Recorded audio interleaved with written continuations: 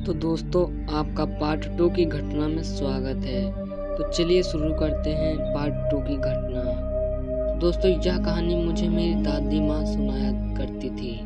मेरी दादी माँ एक छोटे गांव में रहती थी।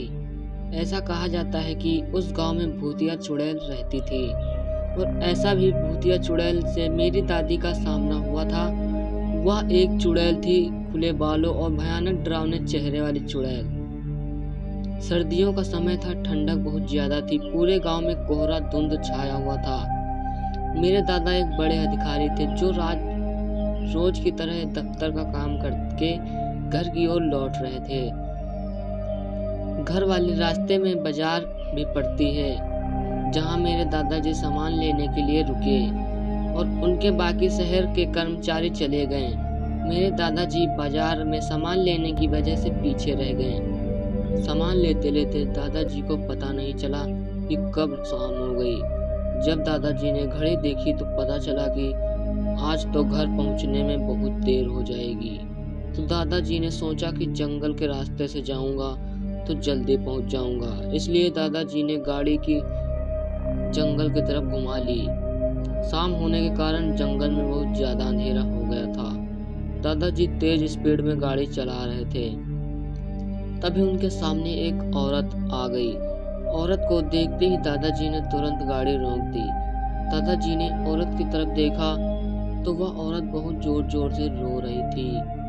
दादाजी को लगा कि हाँ, किसी मजबूर की पत्नी होगी जो रास्ता भटक गई है। रास्ता सुनसान था, इसलिए दादाजी ने सोचा कि इस महिला की मदद करना जरूरी है। उन्होंने महिला से पूछा कि वह इस जंगल में अकेले क्या कर रही है।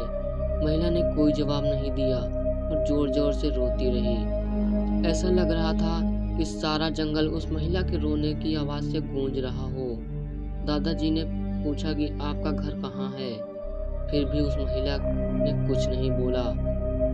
दादाजी ने उसको बोला कि तुम मेरे साथ मेरे घर चलोगी, जिसके वहां दादाजी के साथ चलने के लिए मान गई। दादाजी के पीछे वाली सीट पर बैठ गई। गांव में घूंघट डालने का रिवाज होता है, जिसके कारण उस महिला ने भी अपने सर पर घूंघट ओढ़ रखा था और उसका चेहरा ढका हुआ था। फिर दादाजी घर की तरफ निकल गए।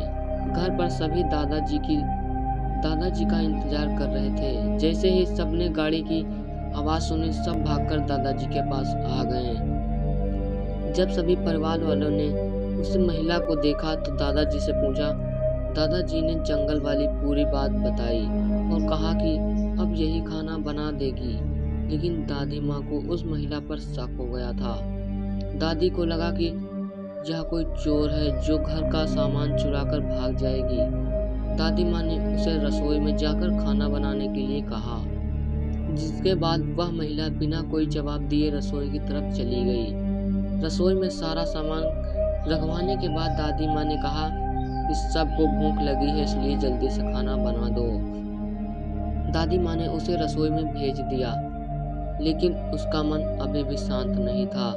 10 मिनट बाद दादी माँ रसोई में पहुंची तो देखा कि अभी वह महिलाएं मछलियां बैग से निकाल ही रही है। बाद में दादी माँ रसोई में पहुंची कि देखा मछलियां अभी बैग से ही निकाल रही थी, जिसको देखकर दादी माँ को और भी गुस्सा आ गया और उन्होंने बोला कि तुमने अभी तक खाना बनाना शुरू ही नहीं किया। कब का खाना बनेगा और कब हम लोग खाएंगे। उस महिला का चेहरा अभी भी ढका हुआ था, इसलिए किसी ने भी उसका चेहरा नहीं देखा था। दादी माँ ने उसका चेहरा देखने की कोशिश की, लेकिन उसका चेहरा नहीं देख पाई। दादी माँ ने बोला कि जरूरत हो तो बुला लेना, लेकिन फिर भी वह महिला कुछ नहीं बोली। रसोई में अजीबोगरीब आवाजें आ रही थी। 10-15 मिनट बाद दादी में रसोई में आई तो रसोई का नजारा देखकर दादी माँ डर गई। उनके पैर वहीं जम गए। दादी माँ के गले से आवाज नहीं निकल रही थी। दादी माँ ने देखा कि वह महिला रसोई में बैठकर कच्ची मछलियाँ खा रही है। रसोई में मांस और हड्डियों के टुकड़े बिखरे हुए पड़े थे। उस महिला का घूंघट भी सर पर नहीं था और उसका चेहरा बेहद डरावना, लंबे लंबे काले बाल, बड़े बड़े नाखून और चुड़ैल थी। वह चुड़ैल मछलियाँ खाने में मगन थी। इसके कारण दादी पर उस चुड़ैल का ध्यान नहीं गया। दादी माँ से चिल्लाया भी नहीं गया। दादी माँ को लगा कि यह और ज्यादा भयानक न हो जाए। दादी माँ ने एक थाल उठाया और वह चूल्हे में से जलता हुआ कोयला लेकर उस चुड़ैल की तरफ दौड़ पड़ी। दादी माँ ने कोयला उस चुड़ैल पर फेंक दिया। आग की वजह से वह चुड़ैल जोर जोर से आवाज निकालने लगी। चुड़ैल की आवाज सुनकर सारा घर इकट्ठा हो गया। चुड़ैल को आग दिखाकर घर से बाहर निकाला गया। चुड़ैल की आवाज इतनी तेज थी कि आसपास के सभी लोग अपने अपने घर से बाहर आ गए और सभी ने चुड़ैल को देखा। चुड़ैल लोगों को देखकर गांव से जंगल की तरफ चली गई। पूरे गांव के लोग चुड़ैल के डर से कांप रहे थे और सभी मेरी दादी माँ की प्रशंसा कर रहे थे, जिन्होंने सही समय पर उस चुड़ैल को आग से भगा दिया।